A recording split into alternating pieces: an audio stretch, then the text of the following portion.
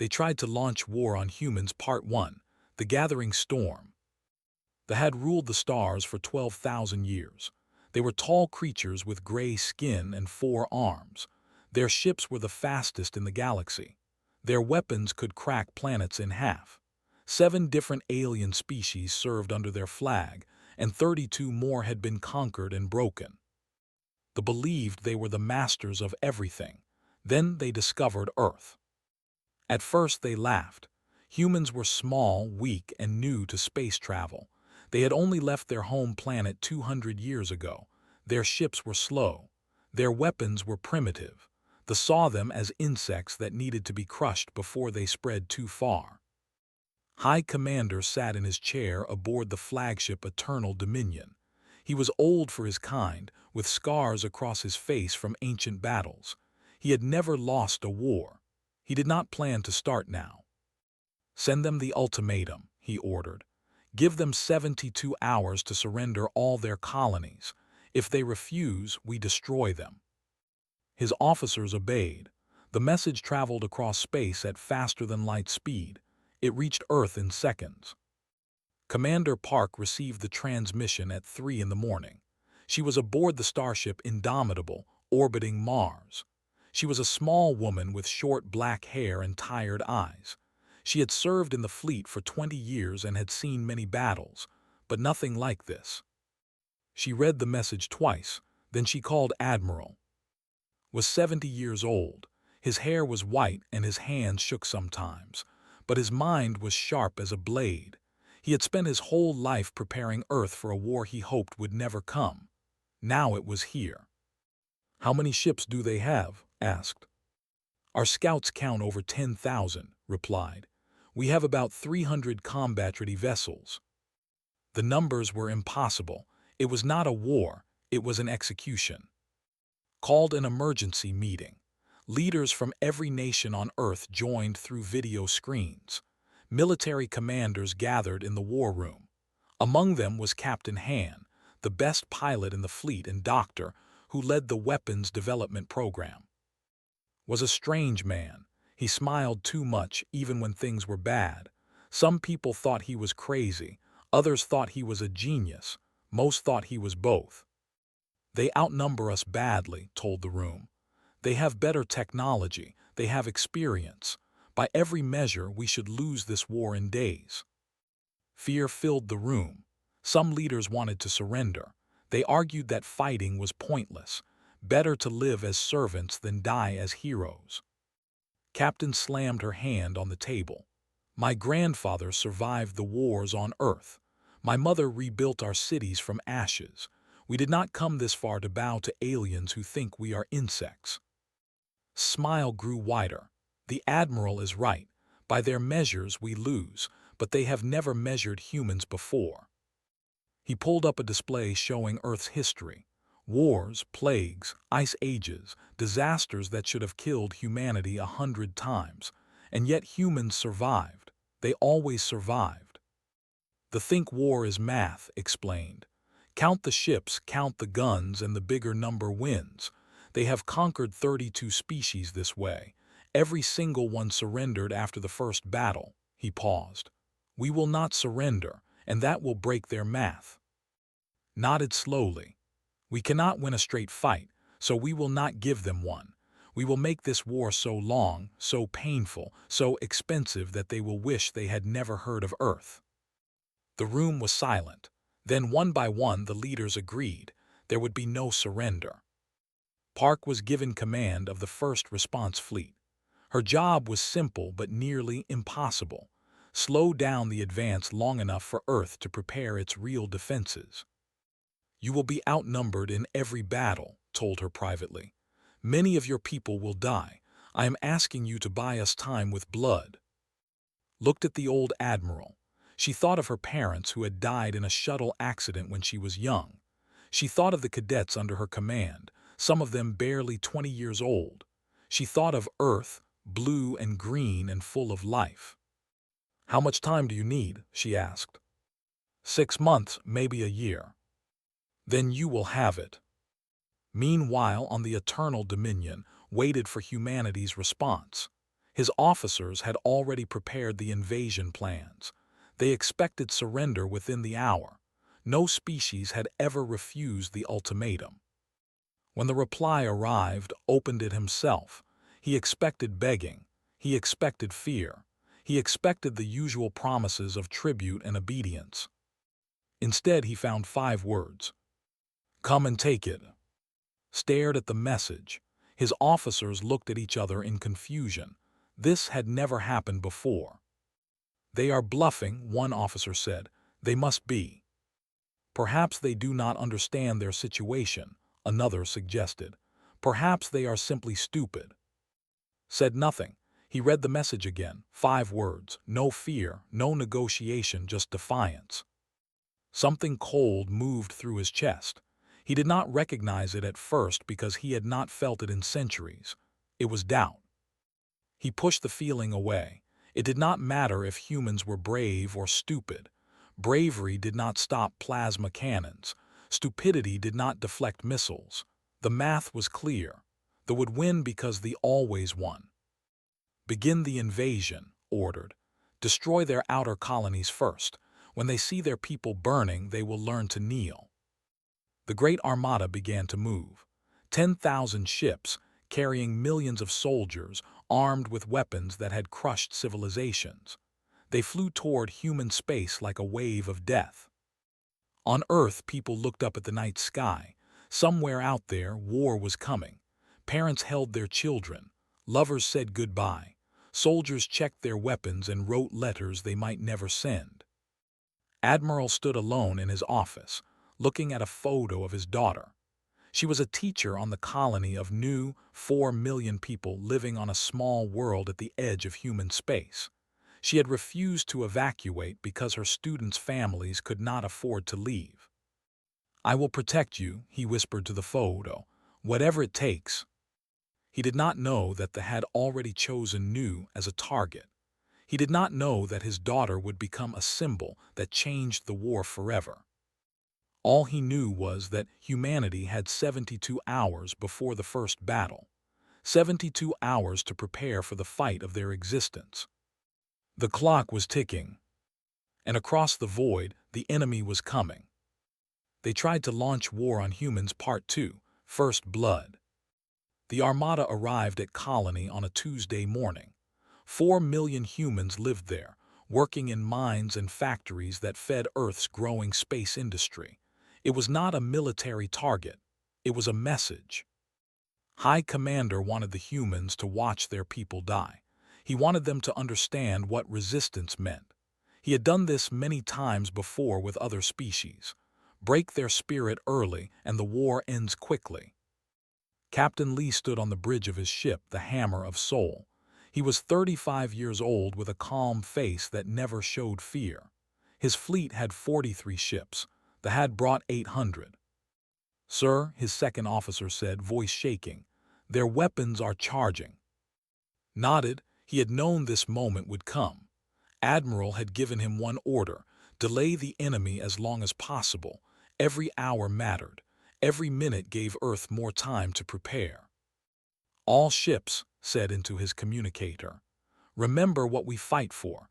Remember who waits for us back home. Today we show these aliens what humans are made of."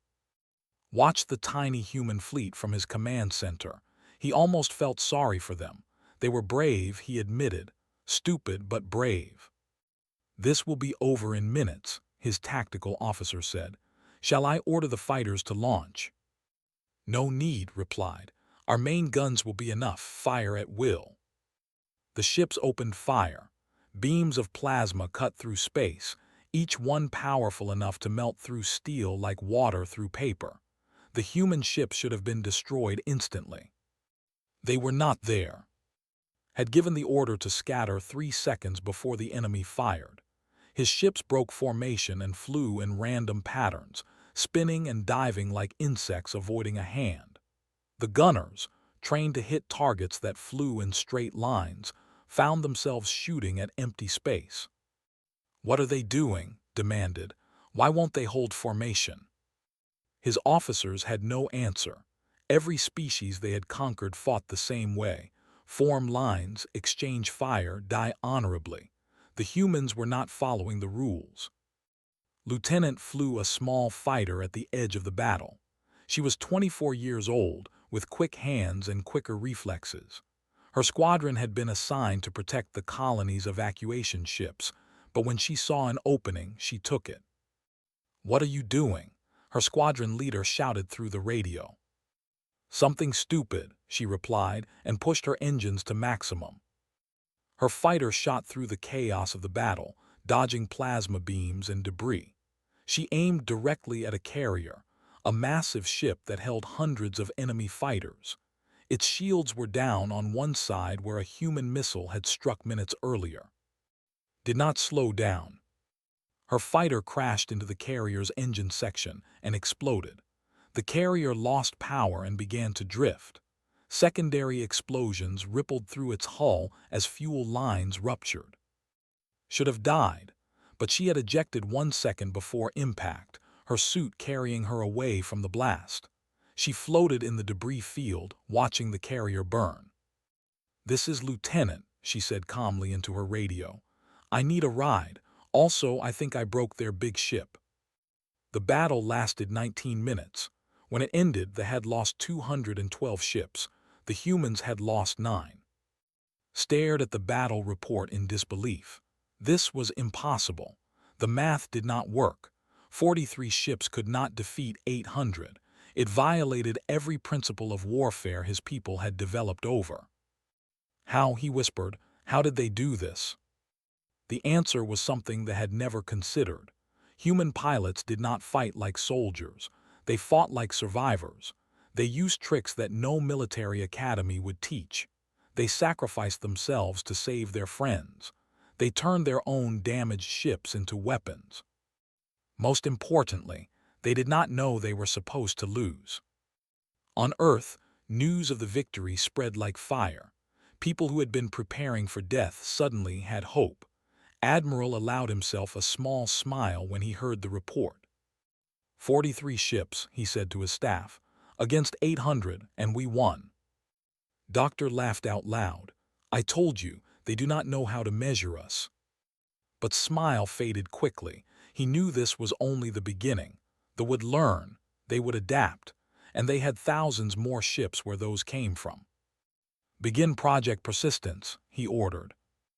Deep in the asteroid belt, hidden factories came to life. For years, Doctor had been building automated shipyards in secret. They were simple machines that could produce basic fighters and weapons without human workers.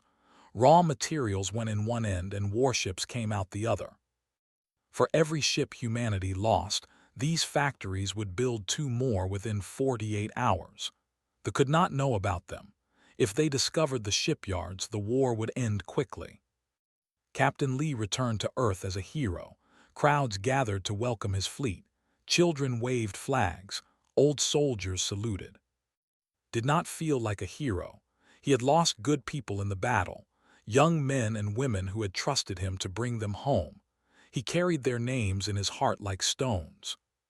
"We won the first round," he told the reporters, "but the fight is just starting. Do not celebrate yet." Meanwhile, gathered his commanders for a council of war. The mood was dark. For the first time in centuries, they had tasted defeat. "We underestimated them," admitted. "We will not make that mistake again." He ordered a change in tactics. Instead of direct attacks, they would use their superior numbers to surround human colonies and cut off supplies. They would starve the humans into submission. But they still did not understand what they were fighting. They saw humans as another species to conquer. They did not realize that humans had spent their entire history fighting against impossible odds. Ice ages, plagues, wars against each other. Humanity had survived all of it, not because they were strong or smart or lucky, because they simply refused to die. Lieutenant was rescued 6 hours after her ejection. Her suit had kept her alive, barely. When the medical team brought her aboard the rescue ship, she was singing old folk songs to stay awake. "Why were you singing?" the doctor asked. Smiled weakly.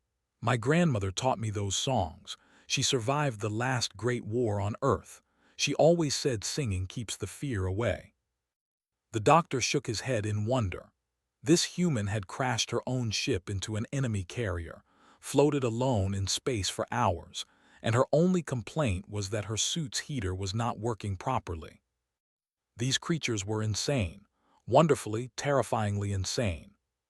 Back on Colony, the evacuation was complete. 4 million people had escaped to safer worlds, thanks to the times fleet had bought them. The colony itself was empty now, its buildings silent. They took the abandoned world and called it a victory. They raised their flag over empty streets and congratulated themselves on their conquest. They did not realize they had won nothing. The people were the prize, not the land, and the people had escaped. Commander Park watched the celebration from her ship, hidden in the shadow of a nearby moon. She was already planning the next battle, the next trap, the next way to bleed the enemy. "They think this is over," she said quietly to herself. "They have no idea what is coming." The war had just begun, and humanity was only getting started. They tried to launch War on Humans Part 3, The Long Fight. 6 months into the war, they controlled nothing they had not controlled before it started. This fact haunted High Commander every night. His people had conquered 32 species. Each conquest had taken weeks at most. Some had taken only days. The humans should have been the easiest of all. Instead, they were a nightmare that would not end. Every colony they captured rebelled within weeks. They would land their troops, raise their flag, and declare victory. Then the problems would start. Explosions in the barracks, poison in the food supplies, officers shot from dark windows, ships sabotaged in the night. On station, a cafeteria worker named became a legend. She was 53 years old, a grandmother who had spent her life cooking meals for miners and factory workers. When they occupied her station, she smiled and continued working. For 3 months she served food to officers. She learned their names, their habits, their favorite dishes. She made herself invisible, just another servant doing her job. Then, on a quiet Tuesday evening, 300 officers sat down for dinner, had prepared a special meal for them. Every dish contained a neurotoxin she had made from cleaning supplies and engine lubricant. By morning, 300 officers were dead, was captured trying to escape. They demanded to know who had helped her, what organization she worked for, how she had planned such an attack. Laughed in their faces. "I am a cook," she said. "I read chemistry books when I was young. I needed no help. I needed no organization. I only needed to hate you." They executed her publicly, hoping to discourage other rebels. Instead, her last words spread across every human colony like wildfire. "You can kill me," she had said, looking directly at the cameras. "You can kill all of us, but you cannot kill what we are, and we will never stop. We will never surrender. We will remember everything you have done, and we will make you pay for all of it." Within a week, resistance groups across occupied space adopted her name. The network, they called themselves. Ordinary people who had never held weapons in their lives learned to make bombs from household items. Teachers became assassins. Farmers became saboteurs. They had never faced anything like this. Their previous conquests had been simple: defeat the military, install a governor, and collect tribute. The conquered people always accepted their fate because fighting seemed pointless. Humans did not accept anything. Commander Park led the fleet in a campaign of endless harassment. Her ships never fought fair battles. They appeared from nowhere, destroyed a convoy or a fuel depot, and vanished before the enemy could respond. When they changed their routes, changed her tactics. When they guarded their supplies more carefully, she found new targets. "How do they always know where we are?" demanded of his intelligence officers. The answer was simple but impossible for them to understand. Humans talk to each other. Every ship, every colony, every resistance cell shared information constantly. They argued and debated and refined their strategies in real time. The military was a pyramid. Orders came from the top and flowed down. Every decision required approval from commanders who were often far from the battle. Humanity's military was a web. Every node could think for itself. Every soldier could adapt without waiting for permission. When one part of the web was destroyed, the others adjusted immediately. Private Shin was 19 years old when he cracked the encryption codes. He worked in a small communications center on Mars, monitoring enemy signals. For months, the messages had been unreadable, scrambled by algorithms that their best computers could not solve. Solved it using a method no one had ever tried. He treated the enemy code like a puzzle game he had played as a child. Instead of using brute mathematical force, he looked for patterns, for rhythms, for the small mistakes that living beings always make. When he presented his solution to Admiral, the old man stared at him in amazement. "How did you think of this?" asked. Shrugged. "My little sister used to hide my toys when we were children. I learned to find them by understanding how she thought. They are just bigger children with better hiding spots." Within days, humanity could read every communication. They knew where the enemy fleets were moving before the fleets knew themselves. They predicted attacks hours in advance. The fog of war had lifted, and they were suddenly blind while humans could see everything. The war dragged on. Spring turned to summer, summer to autumn, autumn to winter. Casualties mounted on both sides, but they were hurting more. They had expected a quick victory. Instead, they were bleeding. Captain Han led a squadron deep into enemy territory on a mission that everyone thought was suicide. Her target was a shipyard that produced engines for their fastest cruisers. Without those engines, the enemy fleet would slow down. Squadron destroyed the shipyard, along with 6 cruisers that were being built there. Only half her pilots made it back alive. She herself was wounded badly, spending 2 months in a hospital bed. When reporters asked her if the mission was worth it, looked at them with cold eyes. "Every pilot who died knew what they were doing," she said. "They volunteered. They went anyway. That is what they do not understand about us. We are not fighting because we think we will win. We are fighting because we cannot imagine doing anything else." Doctor worked day and night in his laboratory, developing new weapons and defenses. He rarely slept. His assistants worried about his health, but he waved away their concerns. "I will sleep when the war is over," he said. "Until then, there is work to do." His latest project was something terrible. A weapon that could make entire planets uninhabitable for the while leaving them survivable for humans. He called it the Persistence Bomb because it embodied everything he believed about his species. "We outlast everything," he explained to Admiral. "Ice ages plagues each other. Our bodies adapt. Our minds adapt. This weapon uses that. It creates conditions that we can barely survive, but they cannot survive at all." Looked at the plans with mixed feelings. He had spent his life protecting humanity.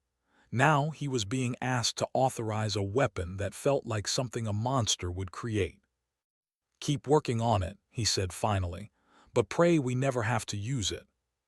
The 6th month ended with no clear winner. The still had more ships, more soldiers, more resources. But humans were still fighting, still resisting, still refusing to accept the inevitable. On the Eternal Dominion, looked at the casualty reports and felt something he had never felt before in his long career. Fear. Not fear of losing the war, fear of what winning might cost, fear of how far humans might go if pushed too far. He did not know it yet, but he was about to find out. They tried to launch War on Humans Part 4, Fire and Fury. High Commander made the decision on a cold morning in the 7th month of the war. He was tired. His officers were tired. The entire Dominion was tired of this endless conflict against creatures who refused to accept defeat. "We need to break their spirit," he told his war council. "Nothing else has worked. We must show them what true power means." His advisors nodded. They recommended a demonstration of force that no species could ignore. They would use the planet crackers, weapons so powerful that they had only been used 3 times in history. Each time, the target species had surrendered immediately after witnessing the destruction. Approved the plan. The target would be new, a human colony of 890,000 people. It was not a military target. It was just a world full of families, workers, and children. Among those children were the students of a teacher named. She was Admiral's daughter, a gentle woman who had refused to evacuate because her students' families could not afford transport off-world. "I cannot leave them," she had told her father in their last conversation. "These children need me. If I run, what lesson does that teach?" Had begged her to reconsider.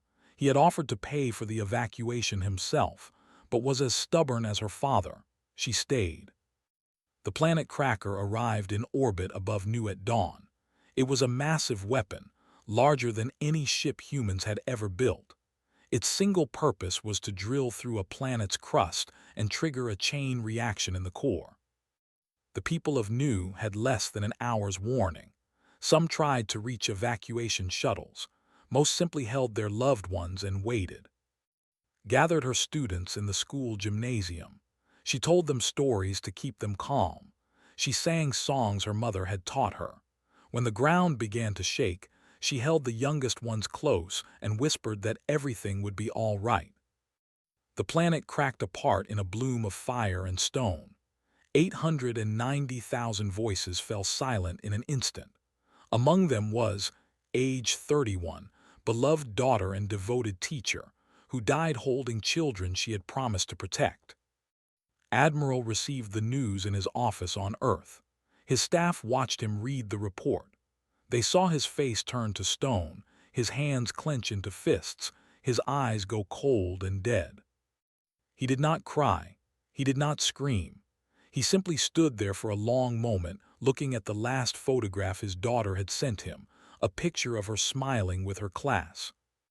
Then he spoke in a voice that none of them had ever heard before. "Call Commander Park. Call Doctor. Call every commander we have. The rules have changed." The expected terror. They expected humanity to finally understand that resistance was futile. They broadcast images of the destroyed world across every channel, demanding immediate surrender. Instead, something changed in the human war effort, something fundamental and terrifying. Before Nu, humans had fought to defend themselves. They had been careful, measured, and strategic. They avoided unnecessary casualties and sought peace when possible. After Nu, they fought to win, completely, permanently, without mercy. Fleet Commander No had been known for his cautious tactics. He was a careful man who planned every move 3 steps ahead and never took unnecessary risks. When he heard about Nu, he locked himself in his quarters for an hour. When he emerged, his eyes burned with something his crew had never seen before. "Set course for the shipyards," he ordered. "Maximum speed." His second officer hesitated. "Sir, we are outnumbered 10-1. That is suicide." Looked at her with cold calm. "Perhaps, but every ship we destroy is a ship that cannot kill our children. Every factory we burn is a weapon they cannot build. They wanted to teach us fear. Instead, they taught us hate." His fleet tore through space like a storm of fire. They destroyed patrol ships, cargo vessels, and military stations. When reinforcements arrived, did not retreat. He fought them with everything he had. His flagship, the Spirit of Soul, was crippled in the final battle. Instead of surrendering, ordered his crew to evacuate. Then he aimed the dying ship directly at the main shipyard complex. "For," he said over the open channel as his ship accelerated toward the target, "for Nu, for everyone." The explosion destroyed 40% of the fleet production capability. It would take them 3 decades to rebuild what they lost in a single moment. On Earth, Doctor finished his terrible weapon. The Persistence bomb was ready for testing. Admiral had hoped they would never need it. Now he gave the order without hesitation. The first test target was an agricultural world that supplied food to their military.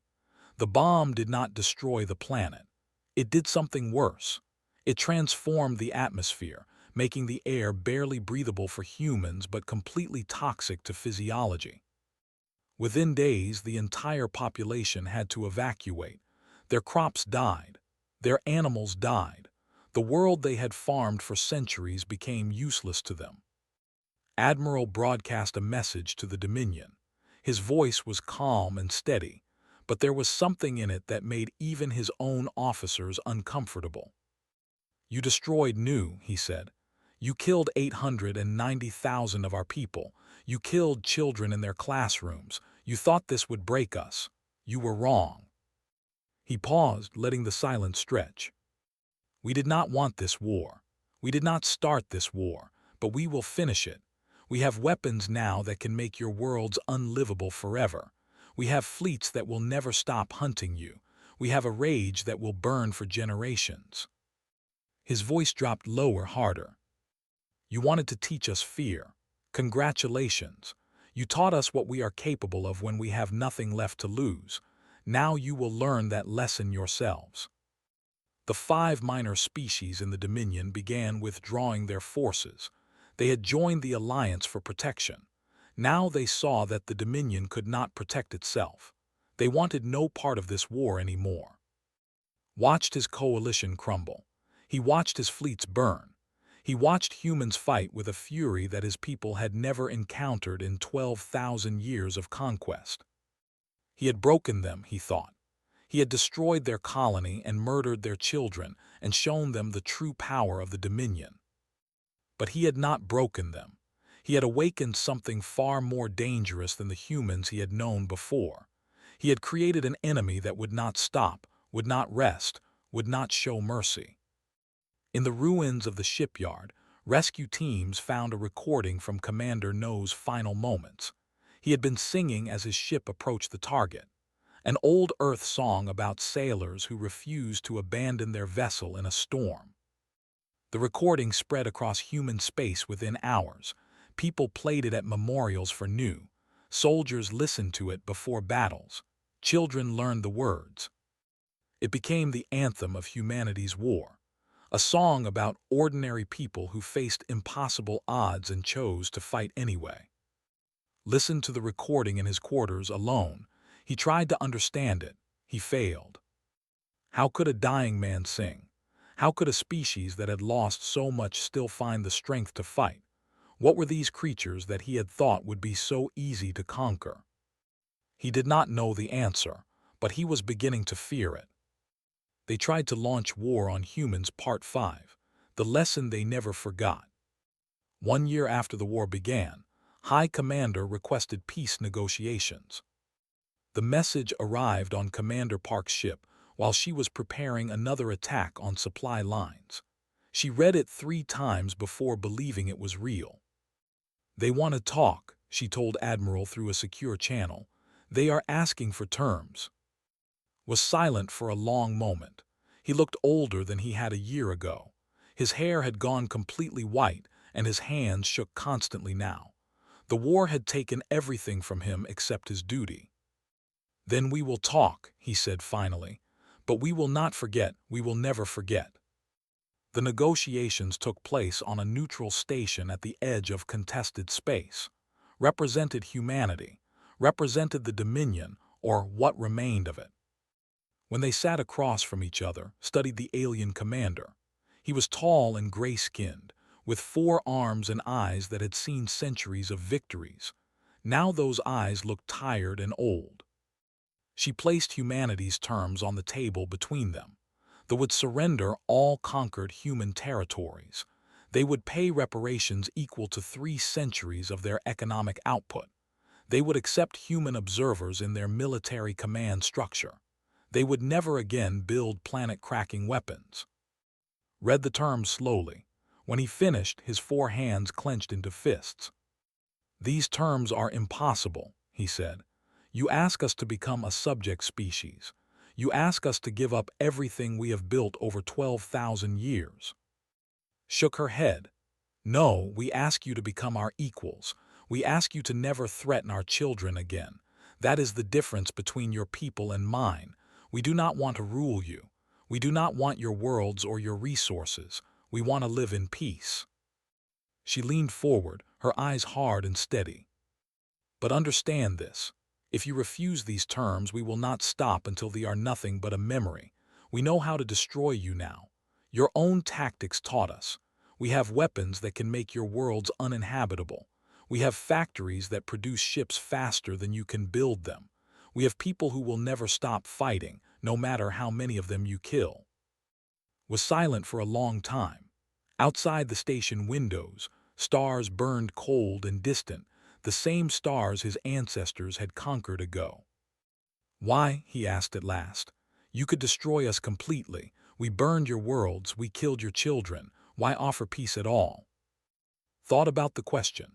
She thought about her friends who had died in the war, about Commander singing as his ship crashed into the shipyards, about Lieutenant floating in space for 6 hours after ramming her fighter into an enemy carrier. She thought about who had stayed with her students until the end. Because we remember what it was like to be weak, she said quietly. We remember being afraid of the dark. We remember hiding from predators. We remember fighting each other for scraps of food and patches of land. We clawed our way from mud huts to starships, and along the way we learned something important. She paused, choosing her words carefully. We learned that strength without mercy makes monsters. We learned that victory without honor means nothing. You tried to teach us fear. Instead, you showed us how dangerous we could become, and we did not like what we saw. His voice softened but did not waver. We could burn your worlds. We could hunt your people until none remain. We could become exactly what you feared we would become. But that is not who we want to be. Not now. Not ever. She pushed the treaty toward him. So we offer you this, peace. Real peace. Not surrender but partnership. Help us build something better than what came before. Or refuse and watch everything your people have built turn to ash. Looked at the human woman sitting across from him. She was small by his standards, fragile and soft, and so very young. Her species had existed for barely a moment compared to his. And yet she had beaten him. No, that was not quite right. She had done something more difficult than defeating him. She had won the war and then refused to become what victory might have made her. For the first time in his long life, felt something close to respect for an enemy. Your species is unlike any we have ever encountered, he said slowly. You are weak and stubborn and irrational. You fight battles you cannot win. You die for causes that seem meaningless. You refuse to accept the simple truth that the strong rule and the weak obey. He picked up the treaty with his lower hands. Perhaps that is why you won. Perhaps madness is its own kind of strength. He signed the treaty. The war was over. In the years that followed, the galaxy learned a simple truth about humanity. They were not conquerors. They were not tyrants. They did not want to rule the stars or enslave other species. They wanted to explore, to build, to grow. But they also learned never to threaten human children, never to push humanity into a corner, never to underestimate creatures who had survived ice ages and plagues and themselves. They became humanity's partners, eventually their friends. The wounds of the war healed slowly, but they healed. New was rebuilt as a memorial, a hollow sphere of metal and light that orbited where the planet had once been. Inside it, 890,000 names were carved into the walls. Admiral retired after the treaty was signed. He moved to a small house in the mountains of Korea where he could see the stars at night. He spent his remaining years tending a garden and writing letters to old friends. On his desk was a photograph of his daughter, smiling with her students. Beside it was a copy of the message that had started the war. Come and take it. Commander Park became the first human ambassador to the Dominion. She spent decades building bridges between species, teaching former enemies to see each other as partners instead of threats. When people asked her about the war, she always said the same thing. We did not want to fight. We did not start the war. But when they came for our homes and our families, we discovered something about ourselves. We discovered that we would rather die standing than live on our knees. And in the end, that was the only thing that mattered. Doctor dismantled the persistence bomb program after the war. He destroyed his notes, his prototypes, everything. When his colleagues asked why, he smiled his strange smile. We proved we could become monsters, he said. Now we must prove we can choose to be something else. Captain Han trained a new generation of pilots. She taught them everything she knew about fighting, but she also taught them something more important. The enemy today might be your friend tomorrow, she told her students. Fight hard when you must, but never let the fighting become who you are. Lieutenant retired from the military and became a singer. She performed the old folk songs her grandmother had taught her, the songs she had sung while floating alone in space. Crowds came from across the galaxy to hear her. After each concert, someone would ask about the war, about the moment she had rammed her fighter into an enemy carrier. Were you afraid? They would ask. Would think about the question. She would remember the fire and the silence and the cold of space. Yes, she would say. I was terrified, but I was also angry, and love is stronger than fear. Love for my friends, love for my people, love for everything we were fighting to protect. She would smile then, the same smile she had worn floating in the debris field, waiting for rescue. That is the secret of humanity, she would say. We are small and weak and afraid, but we love so fiercely that we become giants, and giants do not fall easily. Centuries passed, the war became history, then legend, but the lesson remained. Humanity had faced extinction and chosen to fight. They had won a victory and chosen to offer mercy. They had learned to be monsters and chosen to be something better. And the galaxy never forgot. On a small memorial station orbiting the ruins of Nu, a brass plaque displayed the message that had started it all. Visitors from 100 species came to read it, to understand the creatures who had said those words and meant them absolutely. 5 words that had changed everything. Come and take it. And in the end, they could not.